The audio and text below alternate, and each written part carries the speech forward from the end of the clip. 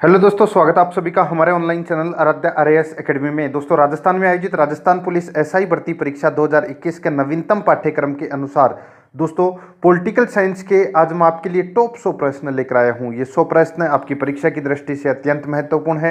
विभिन्न परीक्षाओं में पूछे गए प्रश्न हैं, इसलिए इन 100 प्रश्नों को देखना आपको बहुत ही जरूरी है। और आराध्या आरएएस एकेडमी के यूट्यूब चैनल को सब्सक्राइब नहीं किया तो सब्सक्राइब जरूर करें, बेल आइकन को दबाएं, वीडियो को लाइक और अपने दोस्तों के पास में शेयर जरूर करें। तो चलिए दोस्तों, शुरू करते हैं आज का अपना इसमें पहला प्रश्न। भारत के राष्ट्रपति की तुलना निम्नलिखित में से किससे करना सर्वाधिक उचित है? भारत के राष्ट्रपति की तुलना निम्नलिखित में से किससे करना सर्वाधिक उचित है? तो इसका राइट आंसर हो जाएगा वो है, देखिए, अमेरिका के राष्ट्रपति से, फ्रांस के राष्ट्रपति से, श्रीलंका के राष्ट्रपति से। ठीक है, इन तीनों से उचित करना दोस्तों बिल्कुल भी भिन्न है। ठीक है, और यहां पे देखिए ब्रिटेन के सम्राट से तुलना करना सर्वाधिक उचित है, क्योंकि दोस्तों देखिए अमेरिका का राष्ट्रपति और फ्रांस का राष्ट्रपति और श्रीलंका का राष्ट्रपति, इन तीनों के राष्ट्रपति के दोस्तों चुनाव होते हैं। ठीक है, मतलब जनता वोट देती है सीधे तरीके से। यहाँ पे ब्रिटेन के सम्राट से अपन तुलना कर सकते हैं अपने राष्ट्रपति से, तो इसका राइट आंसर सी नंबर का ऑप्शन बिल्कुल सही उत्तर हो जाएगा। आगे देखिए, सेकंड नंबर प्रश्न है, भारत में कार्यपालिका का अध्यक्ष कौन होता है? तो भारत में कार्यपालिका का अध्यक्ष कौन होता है? राष्ट्रपति। ए नंबर ऑप्शन सही उत्तर। नेक्स्ट है, थर्ड नंबर प्रश्न है, संघ की कार्यपालिका शक्ति निहित है। संघ की कार्यपालिका शक्ति निहित है, तो दोस्तों इसका राइट आंसर हो जाएगा ये राष्ट्रपति में निहित है। किस में निहित है? राष्ट्रपति में निहित है संघ की कार्यपालिका की शक्ति। ठीक है, आगे देखिए, भारत का राष्ट्रपति क्या होता है? तो दोस्तों भारत का राष्ट्रपति है तो ये राज्य का प्रधान है। किसका प्रधान है? राज्य का प्रधान है भारत का राष्ट्रपति। तो इसका right answer A number option बिल्कुल सही उत्तर हो जाएगा। आगे देखिए, भारतीय संविधान के अनुसार देश का प्रथम नागरिक कौन होता है? तो देश का प्रथम नागरिक है वो राष्ट्रपति होता है। ए नंबर ऑप्शन सही उत्तर। नेक्स्ट 6 नंबर प्रश्न है, भारतीय संविधान के अनुसार संघ की कार्यपालिका शक्ति किस में निहित होती है? तो संघ की कार्यपालिका शक्ति है वो किस में निहित होती है? तो ये राष्ट्रपति में निहित होती है। बी नंबर ऑप्शन सही उत्तर। नेक्स्ट 7 नंबर प्रश्न है, भारतीय संविधान के अनुसार देश की तीनों सेनाओं का अध्यक्ष यानी कि सुप्रीम कमांडर कौन होता है? तो देश की तीनों सेनाओं का अध्यक्ष यानी कि सुप्रीम कमांडर कौन होता है? तो वो होता है राष्ट्रपति। ए नंबर ऑप्शन बिल्कुल सही उत्तर हो जाएगा, राष्ट्रपति। आगे देखिए, 8 नंबर का प्रश्न है, भारत का राष्ट्रपति होता है, भारत का राष्ट्रपति होता है, तो दोस्तों ये राज्य का संवैधानिक अध्यक्ष होता है, राज्य का संवैधानिक अध्यक्ष होता है। ठीक है, भारत का राष्ट्रपति। बी नंबर का ऑप्शन बिल्कुल सही उत्तर हो जाएगा। ठीक है, भारत का वास्तविक शासक प्रधानमंत्री होता है, पहले नंबर का ऑप्शन में देखिए। आगे देखिए, 9 नंबर प्रश्न है, भारतीय सशस्त्र सेनाओं का सर्वोच्च कमांडर कौन होता है? तो सशस्त्र सेनाओं का सर्वोच्च कमांडर ही राष्ट्रपति होता है दोस्तों। कौन होता है? राष्ट्रपति। ए नंबर ऑप्शन बिल्कुल सही उत्तर। 10 नंबर प्रश्न है, भारत के राष्ट्रपति के लिए आवश्यक योग्यता नहीं है, तो कौन सी योग्यता है वो आवश्यक नहीं है भारत के राष्ट्रपति के लिए? देखिए, वह भारत का नागरिक होना चाहिए, बिल्कुल सही है, ये योग्यता है। वह 35 वर्ष की उम्र से अधिक का आयु का होना चाहिए, ये भी दोस्तों इसमें बिल्कुल सही है।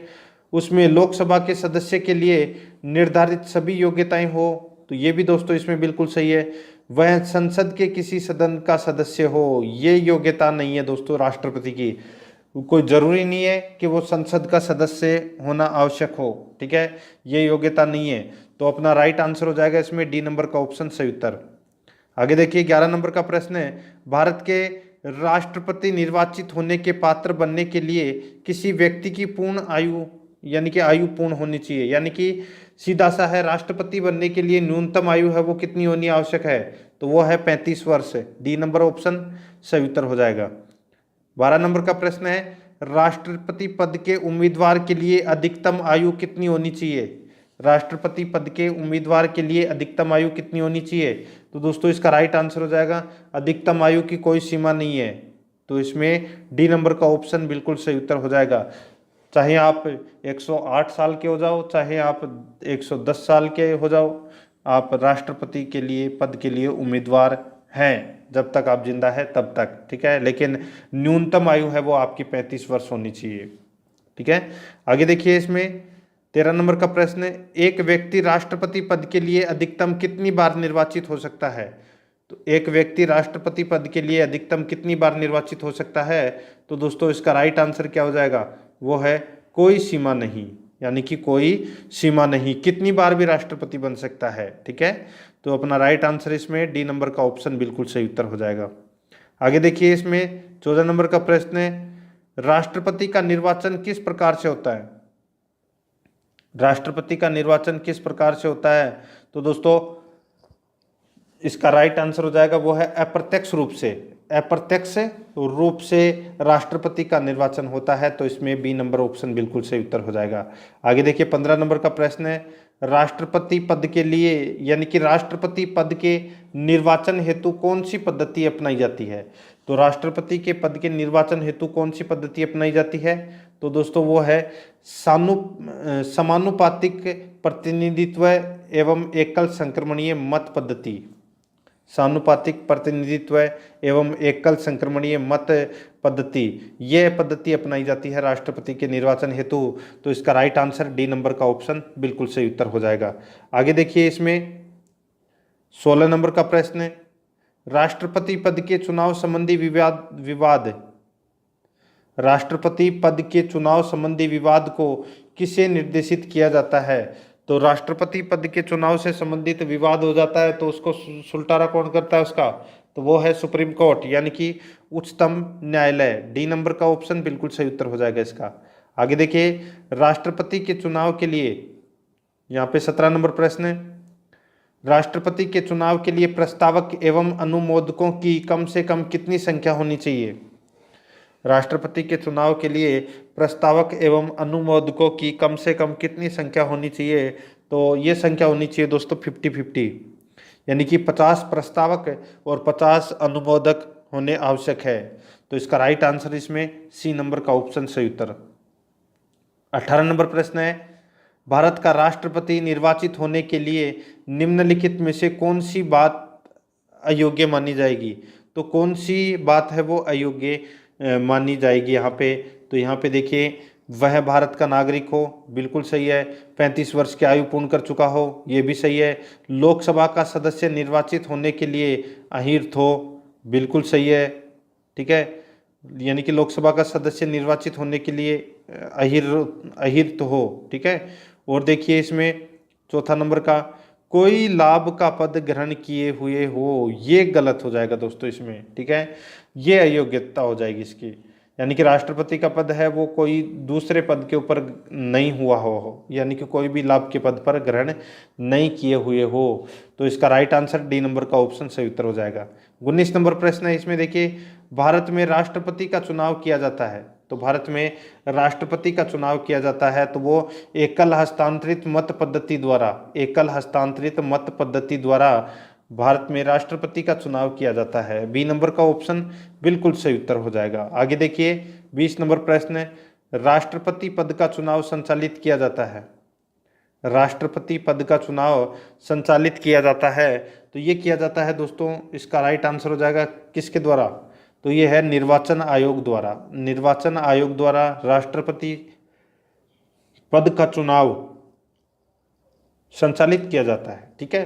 तो अपना राइट आंसर इसमें सी नंबर ऑप्शन हो जाएगा। आगे देखिए, इसमें 21 नंबर प्रश्न है, भारत में किसके चुनाव में अनुपातिक प्रतिनिधित्व चुनाव प्रणाली अपनाई जाती है। तो यह राष्ट्रपति के चुनाव में, ठीक है, ये प्रणाली अपनाई जाती है। तो इसका राइट आंसर हो जाएगा डी नंबर ऑप्शन सही उत्तर। नेक्स्ट 22 नंबर प्रश्न है, राष्ट्रपति चुनाव संबंधी मामले किसके पास भेजे जाते हैं। तो ये भेजे जाते हैं दोस्तों उच्चतम न्यायालय के पास में। किसके पास में, उच्चतम न्यायालय के पास में। आगे देखिए, इसमें 23 नंबर प्रश्न है, किस अनुच्छेद के तहत राष्ट्रपति तथा उपराष्ट्रपति के निर्वाचन से संबंधित विवाद का निर्णय उच्चतम न्यायालय द्वारा करने का प्रावधान संविधान में किया गया है। अब यानी कि देखिए दोस्तों यहाँ पे कि राष्ट्रपति और उपराष्ट्रपति के निर्वाचन संबंधी विवाद का निर्णय है वो उच्चतम न्यायालय करता है। और ये कौन से अनुच्छेद के अंतर्गत ये प्रावधान किया गया है कि इन दोनों के निर्वाचन से संबंधित विवाद है वो उच्चतम न्यायालय हल करेगा? तो वो अनुच्छेद है दोस्तों अनुच्छेद 71। अनुच्छेद 71 में यह प्रावधान किया गया है। तो इसमें डी नंबर ऑप्शन बिल्कुल सही उत्तर। आगे देखिए 24 नंबर प्रश्न है, राष्ट्रपति पद के उम्मीदवारों को चुनाव प्रचार हेतु कितना समय मिलता है? राष्ट्रपति पद के उम्मीदवारों को चुनाव प्रचार हेतु कितना समय मिलता है? तो दोस्तों कितना समय मिलता है? तो 2 सप्ताह का समय मिलता है। बी नंबर का ऑप्शन बिल्कुल सही उत्तर हो जाएगा, 2 सप्ताह का। आगे देखिए इसमें, भारत का राष्ट्रपति का चुनाव कितने वर्षों के लिए होता है? भारत का राष्ट्रपति यानी कि भारत के राष्ट्रपति का चुनाव है वो कितने वर्षों के लिए होता है? तो ये होता है दोस्तों 5 वर्षों के लिए। बी नंबर का ऑप्शन इसका बिल्कुल सही उत्तर हो जाएगा। आगे देखिए, किस अनुच्छेद के तहत राष्ट्रपति अपने पद ग्रहण करने की तिथि से 5 वर्ष की अवधि तक अपने पद पर बना रहता है? तो दोस्तों कौन से अनुच्छेद के अंतर्गत? यानी कि दोस्तों देखिए यहाँ पे राष्ट्रपति है वो अपने पद ग्रहण करने की तिथि से यानी कि जिस दिन ज्वाइनिंग करता है उस दिन से 5 वर्ष तक राष्ट्रपति अपने पद पर रह सकता है यानी कि बना रहता है। कौन से अनुच्छेद के अंतर्गत? ये अनुच्छेद 56 के अंतर्गत। ठीक है, अनुच्छेद 56 के अंतर्गत। तो इसमें बी नंबर का ऑप्शन सही उत्तर हो जाएगा। ठीक है, आगे देखिए इसमें 27 नंबर प्रश्न है, राष्ट्रपति के चुनाव के लिए निर्वाचक मंडल में होते हैं। तो राष्ट्रपति के चुनाव के लिए निर्वाचक मंडल में होते हैं तो कौन होते हैं निर्वाचक मंडल में? देखिए, संसद के दोनों सदनों तथा विधानसभाओं के निर्वाचित सदस्य हैं वो इसमें भाग लेते हैं। यानी कि राष्ट्रपति के चुनाव में सीधा सा है कि कौन भाग लेते हैं? तो संसद के दोनों सदनों के सदस्य और विधानसभा के निर्वाचित सदस्य इसमें भाग लेते हैं। तो इसका बी नंबर ऑप्शन बिल्कुल सही उत्तर हो जाएगा। ठीक है, आगे देखिए इसके अंदर 28 नंबर प्रश्न है, भारत के राष्ट्रपति के निर्वाचन के बारे में निम्नलिखित में से कौन सा कथन सही नहीं है? तो कौन सा कथन है वो इसमें सही नहीं है वो अपने को इसमें बताना है। देखिए मैं आपको डायरेक्ट बता ही देता हूँ, पूरा ही बता देता हूँ। तो इसमें देखिए निर्वाचन से संबंधित अपने को बताना है कि कौन सा कथन इसमें सत्य नहीं है राष्ट्रपति से संबंधित। देखिए, सभी राज्य विधानसभाओं के सदस्य निर्वाचक मंडल के सदस्य होते हैं, इसलिए उस समय राष्ट्रपति का निर्वाचन नहीं हो सकता जब 1 या 2 विधानसभाएं भंग हो। ठीक है, आगे देखिए इसमें तीसरा नंबर का, संसद के दोनों सदनों के सदस्यों का मत मूल्य सभी राज्य विधानसभाओं के संयुक्त मत मूल्य से कहीं भी अधिक होता है। बिल्कुल सही बात है, दोनों कथन है वो सही है। आगे देखिए इसमें, कोई उम्मीदवार यदि मतों का बहुमत प्राप्त कर लेता है तो वह स्वयं ही निर्वाचित नहीं हो जाता। ये भी दोस्तों इसमें बिल्कुल सही है। आगे देखिए इसमें, राष्ट्रपति के निर्वाचन के संबंध में यदि कोई विवाद हो तो सर्वोच्च न्यायालय के क्षेत्राधिकार में नहीं आता। यहाँ पे ये गलत दे रखा, नहीं तो सर्वोच्च न्यायालय के क्षेत्राधिकार में ही आता है। तो यहाँ पे नहीं गलत दे रखा है इसमें, तो अपना राइट आंसर हो जाएगा इसमें डी नंबर का ऑप्शन बिल्कुल सही उत्तर हो जाएगा। आगे देखिए इसमें 29 नंबर प्रश्न है, भारत के राष्ट्रपति को उसके पद से हटाया जा सकता है। भारत के राष्ट्रपति को उसके पद से हटाया जा सकता है तो ये संसद द्वारा हटाया जा सकता है। डी नंबर का ऑप्शन सही उत्तर हो जाएगा। आगे देखिए, भारत के राष्ट्रपति को पद से हटाने की प्रक्रिया, भारत के राष्ट्रपति को पद से हटाने की प्रक्रिया तो कैसे हटा सकते हैं? तो संसद द्वारा महाभियोग पारित करके राष्ट्रपति को हटा सकते हैं। तो इसका राइट आंसर हो जाएगा इसमें वो है डी नंबर का ऑप्शन बिल्कुल सही उत्तर। आगे देखिए, संविधान के उल्लंघन के लिए राष्ट्रपति के विरुद्ध अभियोग कार्यवाही किसमें शुरू की जा सकती है? संविधान के उल्लंघन के लिए राष्ट्रपति के विरुद्ध अभियोग कार्रवाई किसमें शुरू की जा सकती है? तो शुरू यानी कि जो अपने महाभियोग की जो प्रक्रिया है, ठीक है, वो किसमें शुरू की जा सकती है? तो संसद के कोई से भी सदन में की जा सकती है, यानी कि संसद के किसी भी सदन के द्वारा ये महाभियोग की प्रक्रिया है ये शुरू की जा सकती है। तो इसमें सी नंबर ऑप्शन सही उत्तर हो जाएगा। आगे देखिए, राष्ट्रपति को हटाया जा सकता है, तो कैसे हटाया जा सकता है? तो ये महाभियोग के द्वारा हटाया जा सकता है, डी नंबर ऑप्शन सही उत्तर। नेक्स्ट आगे देखिए 33 नंबर प्रश्न है, राष्ट्रपति पर महाभियोग किस आधार पर लगाया जा सकता है? राष्ट्रपति पर महाभियोग किस आधार पर लगाया जा सकता है? तो इसका राइट आंसर हो जाएगा वो है दोस्तों, देखिए इसमें संविधान के अतिक्रमण करने पर, यानी कि संविधान का अतिक्रमण करने पर राष्ट्रपति पर महाभियोग लगाया जा सकता है। तो इसमें बी नंबर ऑप्शन बिल्कुल सही उत्तर हो जाएगा। आगे देखिए, राष्ट्रपति पर महाभियोग की प्रक्रिया किस देश के संविधान से ली गई है? यानी कि राष्ट्रपति पर महाभियोग की प्रक्रिया है ये किस देश के संविधान से ली गई है? तो ये ली गई है दोस्तों कहाँ से? तो अमेरिका के संविधान से ली गई है। ए नंबर ऑप्शन बिल्कुल सही उत्तर हो जाएगा। आगे देखिए, इसमें 35 नंबर प्रश्न है, भारतीय राष्ट्रपति को किस परिस्थिति में अपने पद से त्यागपत्र देना पड़ता है? भारतीय राष्ट्रपति को किस परिस्थिति में अपने पद से त्यागपत्र देना पड़ता है? तो वो है दोस्तों महाभियोग लगने पर।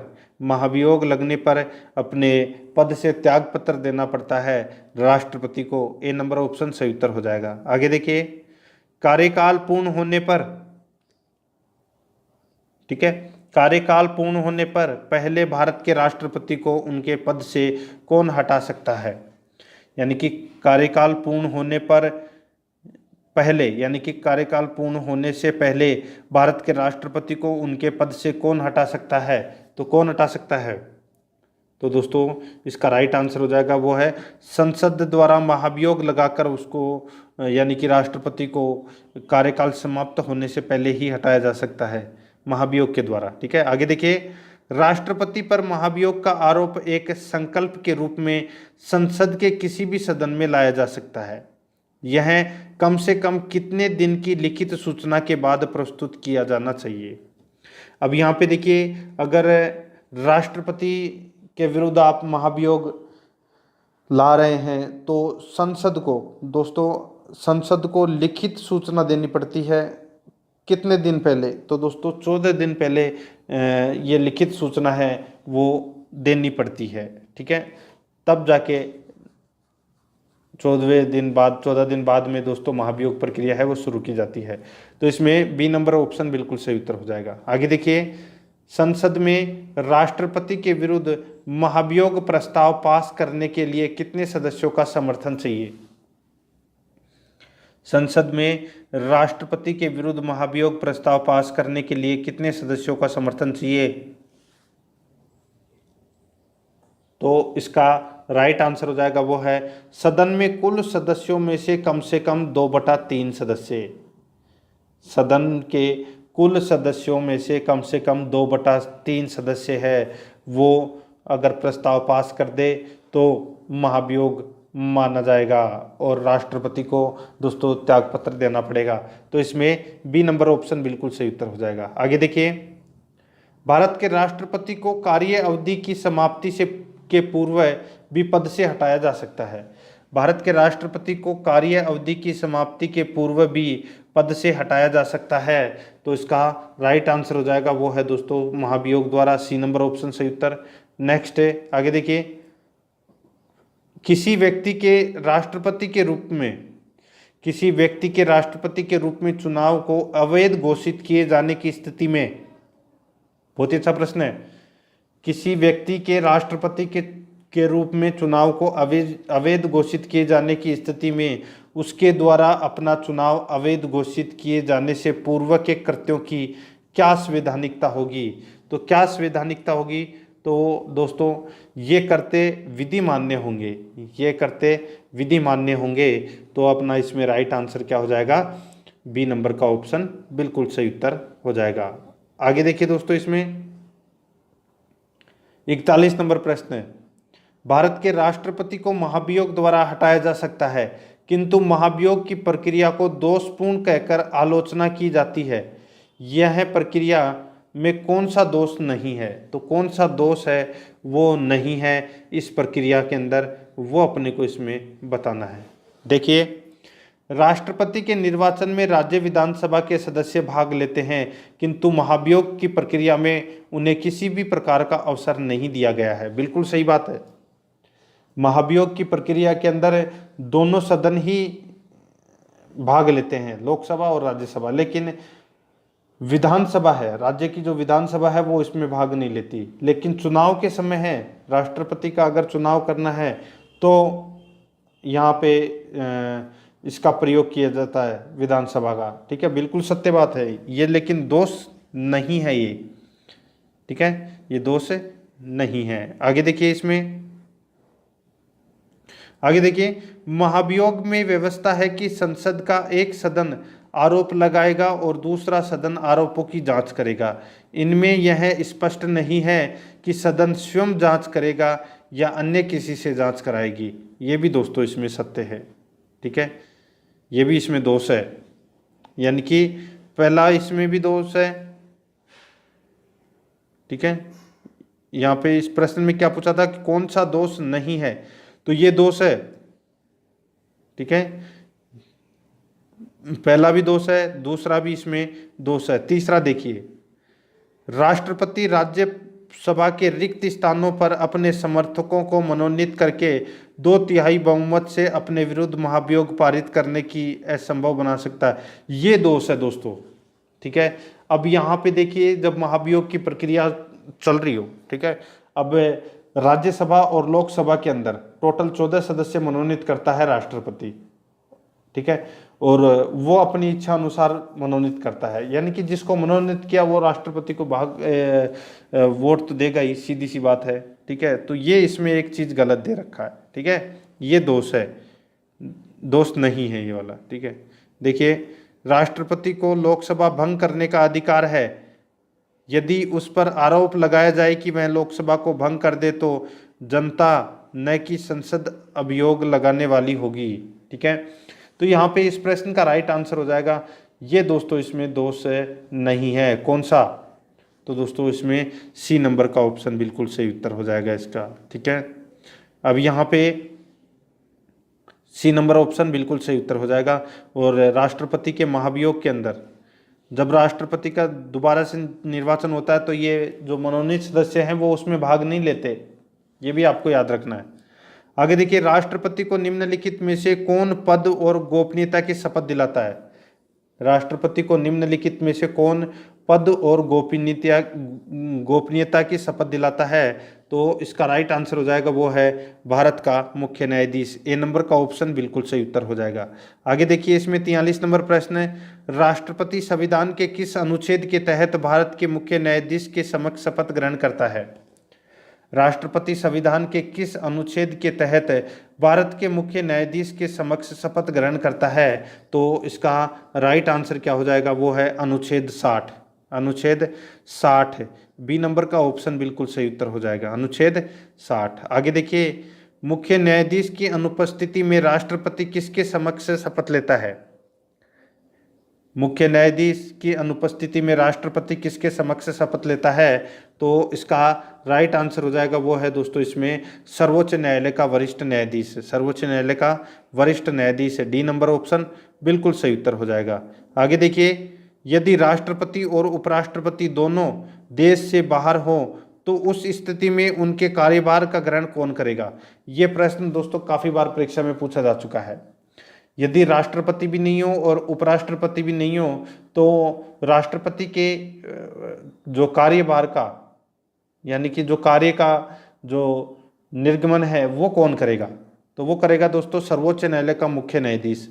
अगर मान लो राष्ट्रपति भी नहीं है और उपराष्ट्रपति भी नहीं है और सर्वोच्च न्यायालय का मुख्य न्यायाधीश भी नहीं है, तब राष्ट्रपति के कार्यों का निर्वहन कौन करेगा? तो वो है दोस्तों सर्वोच्च न्यायालय का वरिष्ठतम न्यायाधीश है, वो राष्ट्रपति के कार्यों का निर्वहन करेगा। तो इसमें सी नंबर ऑप्शन सही उत्तर हो जाएगा। नेक्स्ट 46 नंबर प्रश्न है, भारत का राष्ट्रपति अपना त्याग पत्र किसे संबोधित करता है? तो अपना त्याग पत्र है वो दोस्तों किसे संबोधित करता है? सर यहाँ पे देखिए न्याय पत्र है, त्याग पत्र नहीं है। यहाँ पे देखिए सॉरी, न्याय पत्र नहीं, त्याग पत्र ही है ये, त्याग, ठीक है, त्याग पत्र। यहाँ पे देखिए दोस्तों, राष्ट्रपति अपना त्याग पत्र है वो किसे देता है, तो उपराष्ट्रपति को, और उपराष्ट्रपति अपना त्याग पत्र किसे देता है, तो राष्ट्रपति को। यानी कि दोनों एक दूसरे को क्या करते हैं, त्याग पत्र देते हैं। तो इसका राइट आंसर इसमें बी नंबर का ऑप्शन बिल्कुल सही उत्तर हो जाएगा, उपराष्ट्रपति। आगे देखिए, राष्ट्रपति के त्याग पत्र की सूचना उपराष्ट्रपति किसको देता है, राष्ट्रपति के त्याग पत्र की सूचना उपराष्ट्रपति किसको देता है, तो ये देता है दोस्तों लोकसभा अध्यक्ष को। लोकसभा अध्यक्ष को तुरंत सूचना देगा कि राष्ट्रपति ने मेरे को त्याग पत्र दे दिया है, ठीक है। आगे देखिए, इसमें 48 नंबर प्रश्न है, एक ही समय में यदि राष्ट्रपति और उपराष्ट्रपति दोनों का पद रिक्त हो जाए तो राष्ट्रपति के कर्तव्यों का निर्वहन कौन करेगा। एक ही समय में यदि राष्ट्रपति और उपराष्ट्रपति दोनों का पद रिक्त हो जाए तो राष्ट्रपति के कर्तव्यों का निर्वहन कौन करेगा, तो इसका राइट आंसर हो जाएगा वो है भारत का मुख्य न्यायाधीश। बी नंबर का ऑप्शन बिल्कुल सही उत्तर हो जाएगा, भारत का मुख्य न्यायाधीश। आगे देखिए, यदि मृत्यु, त्याग पत्र अथवा हटाए जाने की स्थिति में भारत के राष्ट्रपति का पद रिक्त हो जाए तो उस पद का कार्यभार कौन संभालेगा। तो सीधा सा है भाई, राष्ट्रपति की मृत्यु या त्याग पत्र कुछ भी हो गया हो तो उसके कार्य को कौन संभालेगा, तो वो है उपराष्ट्रपति। तो इसमें बी नंबर ऑप्शन बिल्कुल सही उत्तर हो जाएगा। आगे देखिए, इसमें 50 नंबर प्रश्न है, जब राष्ट्रपति की मृत्यु, त्याग पत्र या उसको हटा दिया जाता है या अन्य कारणों से दोस्तों कर्तव्यों को नहीं निभा सकता तो उपराष्ट्रपति है वो कितने समय तक राष्ट्रपति के रूप में कार्य करता है, तो वो है दोस्तों 6 माह तक। 6 माह तक, यानी कि डी नंबर का ऑप्शन सही उत्तर हो जाएगा। 6 माह तक दोस्तों उपराष्ट्रपति है वो राष्ट्रपति के पद पर कार्य करता है। 6 माह में राष्ट्रपति चुनना बहुत आवश्यक है, तो इसमें डी नंबर ऑप्शन सही उत्तर हो जाएगा। आगे देखिए, निम्नलिखित में से कौन से राष्ट्रपति पूर्व में केंद्रीय गृह मंत्री थे, तो कौन से राष्ट्रपति है वो पूर्व में, यानी कि पहले है वो केंद्रीय गृह मंत्री रह चुके हैं, तो उनका नाम है दोस्तों ज्ञानी जैल सिंह। ज्ञानी जैल सिंह, ये सबसे कम पढ़े लिखे थे, इनका नाम है ज्ञानी जैल सिंह, और ये सबसे कम पढ़े लिखे थे, ठीक है। तो इसका राइट आंसर बी नंबर का ऑप्शन सही उत्तर हो जाएगा। आगे देखिए, भारत के राष्ट्रपति निर्वाचित होने से पूर्व निम्न में से कौन उपराष्ट्रपति नहीं थे। भारत के राष्ट्रपति निर्वाचित होने से पूर्व निम्न में से कौन उपराष्ट्रपति नहीं थे, तो इसका राइट आंसर हो जाएगा वो है इसमें ज्ञानी जैल सिंह, ठीक है। ज्ञानी जैल सिंह है वो राष्ट्रपति बनने से पहले उपराष्ट्रपति नहीं बने थे, ठीक है। ये केंद्रीय गृह मंत्री थे, तो इसमें डी नंबर ऑप्शन सही उत्तर हो जाएगा। आगे देखिए, इसमें सीधा सा बहुत ही अच्छा प्रश्न है, भारत के चौथे राष्ट्रपति थे, कौन थे, क्या नाम था, तो वो है वीवी गिरी। ए नंबर का ऑप्शन बिल्कुल सही उत्तर हो जाएगा। नेक्स्ट है, सबसे लंबे समय तक भारत के राष्ट्रपति रहे, तो कौन रहे, तो दोस्तों डॉक्टर राजेंद्र प्रसाद ये भारत के सबसे लंबे समय तक राष्ट्रपति रहे थे। ए नंबर का ऑप्शन बिल्कुल सही उत्तर हो जाएगा। आगे देखिए, 55 नंबर प्रश्न है, भारत का राष्ट्रपति चुने जाने वाले प्रथम गैर कांग्रेसी उम्मीदवार कौन थे। भारत का राष्ट्रपति चुने जाने वाले प्रथम गैर कांग्रेसी उम्मीदवार कौन थे, तो इसका राइट आंसर हो जाएगा वो है दोस्तों इसमें वीवी गिरी। ए नंबर का ऑप्शन बिल्कुल सही उत्तर हो जाएगा, वीवी गिरी। आगे देखिए, 56 नंबर प्रश्न है, भारतीय राष्ट्रपति के सर्वसम्मति से चुने जाने का अभी तक एकमात्र उदाहरण है। भारतीय राष्ट्रपति के सर्वसम्मति से चुने जाने का अभी तक एकमात्र उदाहरण है, तो वो कौन सा है, तो वो है दोस्तों इसमें डॉक्टर नीलम संजीव रेड्डी। ये दोस्तों भारतीय राष्ट्रपति के सर्वसम्मति से चुने जाने वाले अभी तक एकमात्र उदाहरण है, Neelam Sanjiva Reddy. D number option बिल्कुल सही उत्तर हो जाएगा। आगे देखिए, इसमें 57 नंबर प्रश्न है, निम्नलिखित में से कौन कभी भारत का राष्ट्रपति नहीं रहा। तो यहाँ पे देखिए कौन भारत का राष्ट्रपति नहीं रहा। यहाँ पे देखिए doctor S Radhakrishnan, doctor Zakir Hussain, ज्ञानी जैल सिंह, ये तीनों है ये भारत के राष्ट्रपति रह चुके हैं। सी राजगोपालाचारी ये बहुत दोस्तों भारत के राष्ट्रपति है वो नहीं रहे थे। ठीक है, तो इसका राइट आंसर इसमें डी नंबर का ऑप्शन बिल्कुल सही उत्तर हो जाएगा।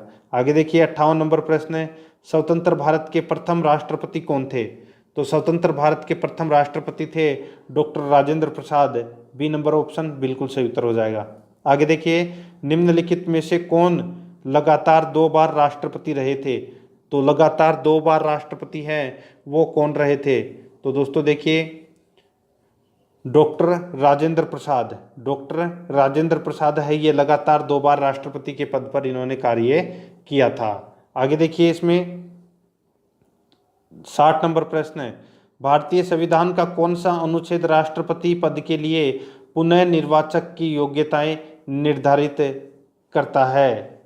ठीक है, देखिए 56 में तो क्या है कार्यकाल, ठीक है, और 57 में क्या है तो दोस्तों योग्यता। ठीक है, तो याद रखना अनुच्छेद 56 में कार्यकाल और 57 में योग्यता। तो इस प्रश्न का राइट आंसर क्या हो जाएगा? वो है इसमें अनुच्छेद 57 यानी कि डी नंबर का ऑप्शन बिल्कुल सही उत्तर हो जाएगा। अनुच्छेद 57 इसमें क्या है? योग्यता, राष्ट्रपति की क्या क्या योग्यताएं हैं वो इसमें बताई गई है। आगे देखिए इसमें 61 नंबर प्रश्न है, जनता पार्टी के शासन के दौरान भारत के राष्ट्रपति थे। जनता पार्टी के शासन के दौरान भारत के राष्ट्रपति थे तो कौन थे? तो दोस्तों एन संजीव रेड्डी, एन संजीव रेड्डी यानी कि नीलम संजीव रेड्डी। तो इसमें बी नंबर ऑप्शन बिल्कुल सही उत्तर हो जाएगा। आगे देखिए भारत के किस राष्ट्रपति की मृत्यु कार्यकाल पूरा करने से पूर्व ही हो गई थी? यानी कि अपने को उस राष्ट्रपति का नाम बताना है जिनकी कार्यकाल समाप्त होने से पूर्व ही उनकी मृत्यु हो गई। तो उनका नाम था दोस्तों doctor Zakir Hussain, C number का ऑप्शन बिल्कुल सही उत्तर हो जाएगा, डॉक्टर जाकिर हुसैन। ठीक है, आगे देखिए इसमें 63 नंबर प्रश्न है, भारतीय संघ के प्रतिरक्षा बलों का सर्वोच्च समादेश निम्नलिखित में से किस में निहित होता है? निम्नलिखित में से किस में निहित होता है? तो इसका राइट आंसर हो जाएगा वो है दोस्तों किस में? तो राष्ट्रपति में। तो सीधा सा है, तीनों सेनाओं का जो प्रमुख होता है वो राष्ट्रपति होता है, बी नंबर ऑप्शन सही उत्तर। आगे देखिए निम्नलिखित में से भारत का राष्ट्रपति किसकी नियुक्ति नहीं करता है? तो भारत का राष्ट्रपति है वो किसकी नियुक्ति नहीं करता? तो वो है दोस्तों उपराष्ट्रपति की नियुक्ति है वो भारत का राष्ट्रपति नहीं करता। प्रधानमंत्री, राज्यपाल, मुख्य निर्वाचन आयुक्त, इन तीनों की नियुक्ति दोस्तों भारत का राष्ट्रपति करता है। ठीक है, तो इसका right answer A number option बिल्कुल सही उत्तर हो जाएगा। आगे देखिए इसमें 65 नंबर प्रश्न है, निम्नलिखित में से किसकी नियुक्ति भारत का राष्ट्रपति करता है? तो किसकी नियुक्ति भारत का राष्ट्रपति करता है? तो इसका राइट आंसर हो जाएगा वो है दोस्तों देखिए भारत का महान्यायवादी, नियंत्रक एवं महालेखा परीक्षक, एक राज्य का राज्यपाल। ठीक है, इन तीनों की नियुक्ति दोस्तों राष्ट्रपति के द्वारा की जाती है। तो इस प्रश्न का राइट आंसर हो जाएगा उपरोक्त सभी, डी नंबर का ऑप्शन बिल्कुल सही उत्तर हो जाएगा। आगे देखिए केंद्रीय मंत्रिमंडल के मंत्रियों की नियुक्ति कौन करता है? केंद्रीय मंत्रिमंडल के मंत्रियों की नियुक्ति कौन करता है? तो इसका राइट आंसर हो जाएगा वो है प्रधानमंत्री की सलाह पर राष्ट्रपति करता है। प्रधानमंत्री की सलाह पर राष्ट्रपति करता है, तो इसमें सी नंबर ऑप्शन सही उत्तर हो जाएगा। आगे देखिए निम्नलिखित में से किसकी नियुक्ति भारत के राष्ट्रपति द्वारा नहीं होती है? तो किसकी नियुक्ति भारत के राष्ट्रपति द्वारा नहीं होती? तो यहाँ पे देखिए लोकसभा अध्यक्ष, लोकसभा अध्यक्ष की नियुक्ति दोस्तों लोकसभा सदस्यों द्वारा की जाती है। यहाँ पे राष्ट्रपति का कोई रोल ही नहीं है। भारत के मुख्य न्यायाधीश, सेना प्रमुख, इन दोनों की नियुक्ति राष्ट्रपति द्वारा की जाती है। तो इसका राइट आंसर हो जाएगा ए नंबर ऑप्शन बिल्कुल सही उत्तर, यानी कि लोकसभा अध्यक्ष की नियुक्ति राष्ट्रपति द्वारा नहीं की जा सकती है। आगे देखिए भारत के राष्ट्रपति की मर्जी तक निम्नलिखित में से कौन अपने पद पर बना रह सकता है? यानी कि भारत के राष्ट्रपति की मर्जी तक निम्नलिखित में से कौन अपने पद पर रह सकता है? तो इसका राइट आंसर हो जाएगा वो है दोस्तों इसमें कौन? तो वो है राज्यपाल। ठीक है, राज्यपाल की नियुक्ति कौन करता है? राष्ट्रपति करता है। और राष्ट्रपति के पद के राष्ट्रपति के अनुसार ही वो अपने पद पर बना रह सकता है। राष्ट्रपति जब चाहे तब हटा सकता है राज्यपाल को, ठीक है। तो इसमें सी नंबर ऑप्शन सही उत्तर। आगे देखिए, निम्नलिखित में से किसे राष्ट्रपति नियुक्त नहीं करता है? तो राष्ट्रपति है वो किसे नियुक्त नहीं करता? तो यहाँ पे देखिए, वित्त आयोग, योजना आयोग, राजकीय भाषा आयोग, तो संघ लोक सेवा आयोग। यहाँ पे योजना आयोग है, ये दोस्तों एक संवैधानिक इकाई नहीं है, ठीक है। तो इसकी जो नियुक्ति है वो दोस्तों राष्ट्रपति नहीं करता है। बाकी तीनों की नियुक्ति, वित्त आयोग, राजकीय भाषा आयोग और संघ लोक सेवा आयोग, इन तीनों की नियुक्ति दोस्तों राष्ट्रपति करता है। तो इसमें बी नंबर ऑप्शन सही उत्तर हो जाएगा। आगे देखिए, वित्त बिल के लिए किसकी पूर्व स्वीकृति आवश्यक है? वित्त बिल के लिए किसकी पूर्व स्वीकृति आवश्यक है? तो इसका राइट आंसर हो जाएगा, वो है दोस्तों इसमें भारत के राष्ट्रपति की। तो इसमें सी नंबर ऑप्शन बिल्कुल सही उत्तर हो जाएगा। आगे देखिए, किसी भी अभियुक्त की फांसी की सजा को बदलने या कम करने का अधिकार किसे दिया गया है? तो किसी अभियुक्त की फांसी की सजा बदलने या कम करने का अधिकार किसे दिया गया है? तो ये दिया गया है दोस्तों राष्ट्रपति को, ठीक है। तो इसमें ए नंबर ऑप्शन बिल्कुल सही उत्तर हो जाएगा, राष्ट्रपति को। आगे देखिए, राष्ट्रपति द्वारा संसद के दोनों सदनों के लिए कुल कितने सदस्यों को नामित किया जा सकता है? तो कुल कितने सदस्यों को नामित किया जा सकता है राष्ट्रपति द्वारा संसद के दोनों सदनों के लिए? कुल कितने सदस्यों को नामित किया जा सकता है? तो दोस्तों टोटल 14 सदस्य नामित करता है, ठीक है। ए नंबर ऑप्शन बिल्कुल सही उत्तर। आगे देखिए, इसमें 12 राज्यसभा में और 2 लोकसभा में। आगे देखिए, भारत के राष्ट्रपति को यह अधिकार प्राप्त नहीं है कि वह न्यायालय के न्यायाधीश को हटाए। ये अधिकार दोस्तों राष्ट्रपति के पास में नहीं है, ठीक है।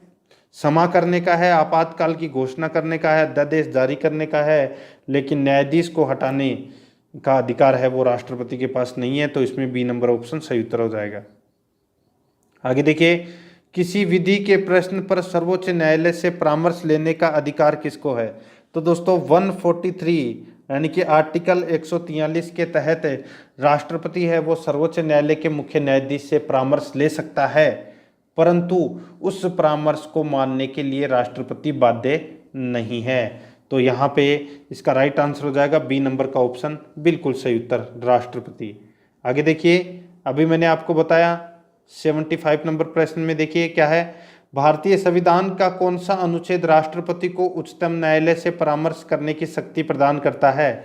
अभी बताया था मैंने, अनुच्छेद 143, सी नंबर का ऑप्शन बिल्कुल सही उत्तर हो जाएगा। आगे देखिए 76 नंबर प्रश्न है, संसद का अधिवेशन बुलाने का काम है। तो संसद का अधिवेशन बुलाने का काम किसका है? तो यह है राष्ट्रपति का।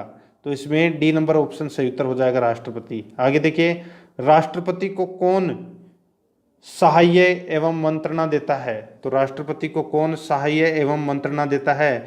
तो वो है संघीय मंत्रिपरिषद। डी नंबर ऑप्शन बिल्कुल सही उत्तर हो जाएगा। आगे देखिए, भारत के राष्ट्रपति ने आर्थिक संकट की घोषणा कब की थी? भारत के राष्ट्रपति ने आर्थिक संकट की घोषणा है वो कब की थी? तो ये की थी दोस्तों कब? तो इसका राइट आंसर हो जाएगा वो है दोस्तों कभी नहीं, यानी कि आर्टिकल 360। आर्टिकल 360 का अभी तक एक बार भी प्रयोग नहीं किया गया है। तो इस प्रश्न का राइट आंसर डी नंबर का ऑप्शन कभी नहीं। नेक्स्ट 79 नंबर प्रश्न है, इसमें देखिए, विदेशों को भेजे जाने वाले विभिन्न संसदीय प्रतिनिधिमंडलों के लिए व्यक्तियों का नामांकन निम्नलिखित में से कौन करता है? दोबारा देखिए, विदेशों को भेजे जाने वाले विभिन्न संसदीय प्रतिनिधिमंडलों के लिए व्यक्तियों का नामांकन निम्नलिखित में से कौन करता है? तो दोस्तों कौन करता है? तो वो करता है राष्ट्रपति। सी नंबर ऑप्शन बिल्कुल सही उत्तर हो जाएगा। 80 नंबर प्रश्न इसमें देखिए, भारत के निम्नलिखित में से किस मुख्य न्यायाधीश ने कुछ समय तक भारत के राष्ट्रपति के रूप में कार्य किया? भारत के निम्नलिखित में से किस मुख्य न्यायाधीश ने कुछ समय तक भारत के राष्ट्रपति के रूप में कार्य किया?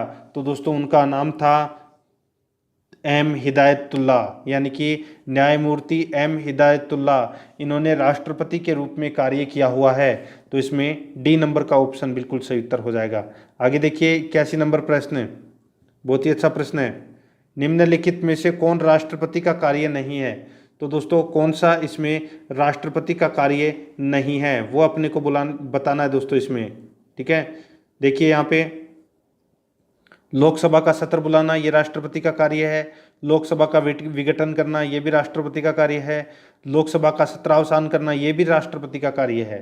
ठीक है, अब बचा अपने पास चौथा, यानी कि किसी सत्र के अंतर्गत लोकसभा की बैठक आहूत करना, ये दोस्तों राष्ट्रपति का कार्य नहीं है।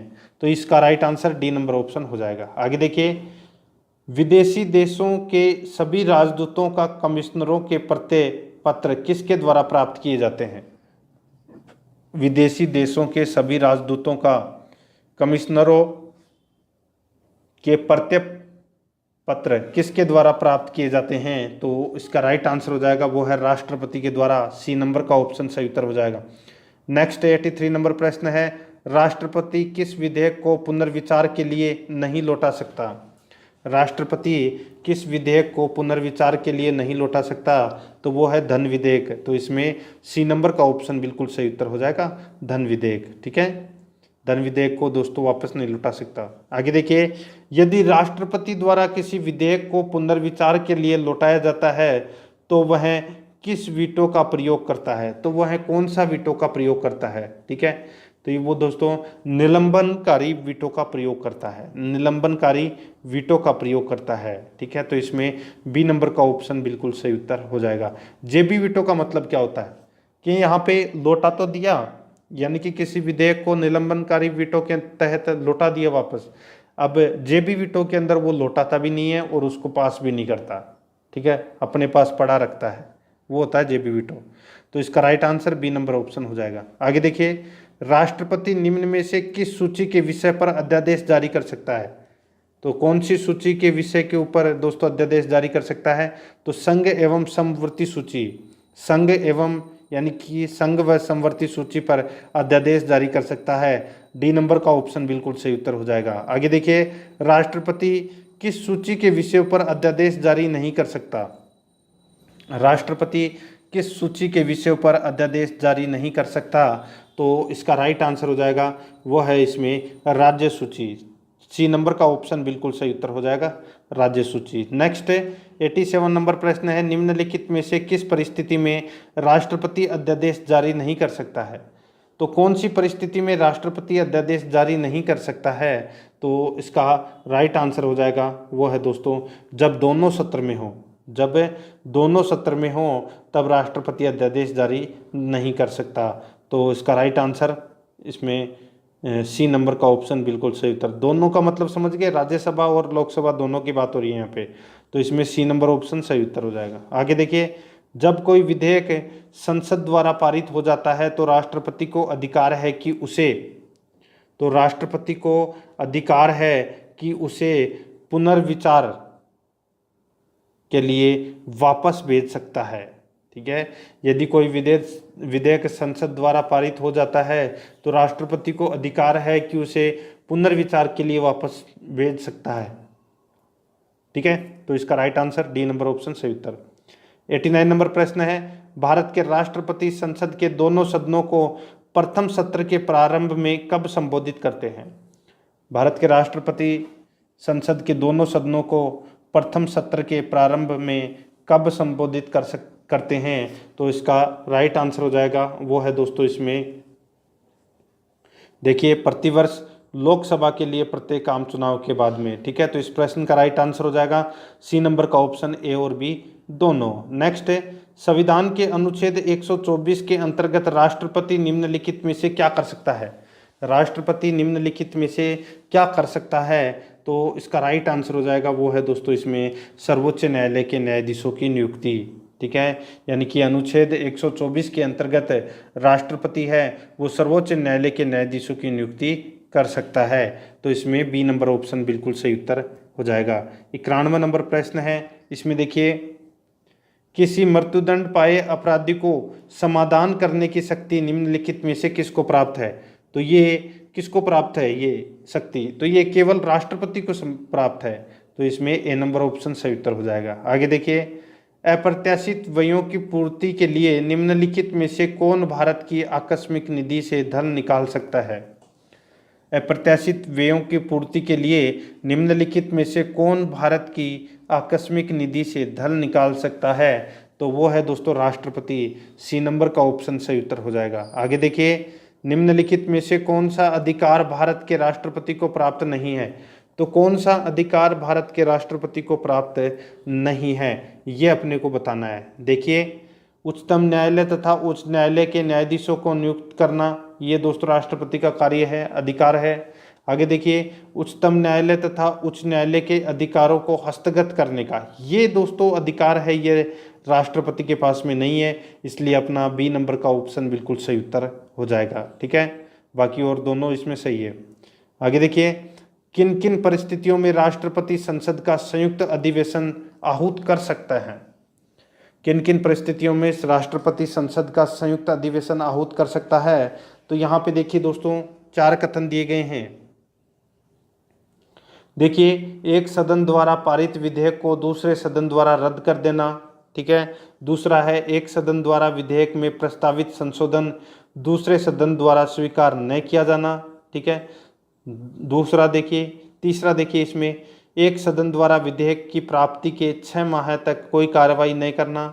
ठीक है, तो इसका राइट आंसर हो जाएगा उपयुक्त सभी परिस्थितियों में राष्ट्रपति संसद का संयुक्त अधिवेशन है वो आहूत कर सकता है। ठीक है, तो इसमें डी नंबर का ऑप्शन बिल्कुल सही उत्तर हो जाएगा। आगे देखिए, किसी संस्तुति के आधार पर भारत का राष्ट्रपति भारत की आकस्मिक निधि से धन व्यय कर सकता है? किसी संस्तुति के आधार पर भारत का राष्ट्रपति भारत की आकस्मिक निधि से धन व्यय कर सकता है? तो इसका राइट आंसर हो जाएगा, वो है दोस्तों, इसमें किसी भी संस्तुति की जरूरत नहीं है। ठीक है, राष्ट्रपति कर सकता है। डी नंबर का ऑप्शन बिल्कुल सही उत्तर हो जाएगा। आगे देखिए, राष्ट्रपति के किस अनुच्छेद के अंतर्गत राष्ट्रपति संघीय मंत्रिपरिषद की सलाह मानने के लिए बाध्य है? राष्ट्रपति के किस अनुच्छेद के अंतर्गत राष्ट्रपति संघीय मंत्रिपरिषद की सलाह मानने के लिए बाध्य है? तो इसका राइट आंसर हो जाएगा इसमें, वो है कौन सा? तो वो है अनुच्छेद 74।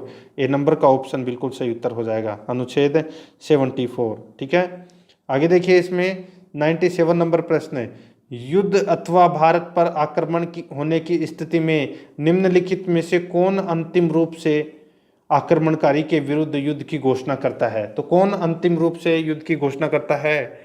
तो वो है दोस्तों राष्ट्रपति। राष्ट्रपति ही अंतिम रूप से घोषणा करता है। डी नंबर का ऑप्शन बिल्कुल सही उत्तर हो जाएगा। आगे देखिए, भारतीय संविधान के अनुसार भारत के राष्ट्रपति का कर्तव्य है कि वे निम्न में से किनको संसद के पटल पर रखवाएं?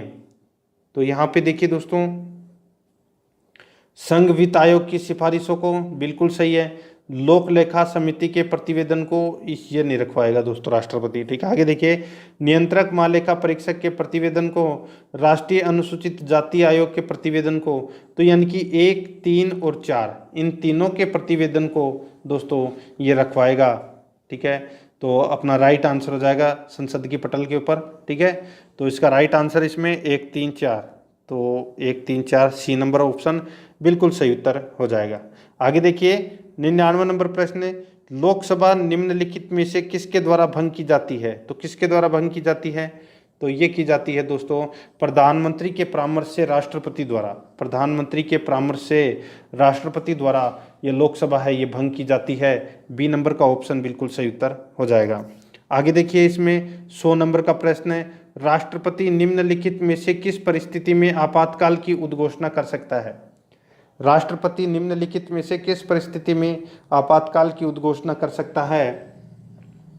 तो ये है प्रधानमंत्री तथा मंत्रिमंडल के लिखित परामर्श पर। प्रधानमंत्री तथा मंत्रिमंडल के लिखित परामर्श पर दोस्तों आपातकाल की उद्घोषणा कर सकता है।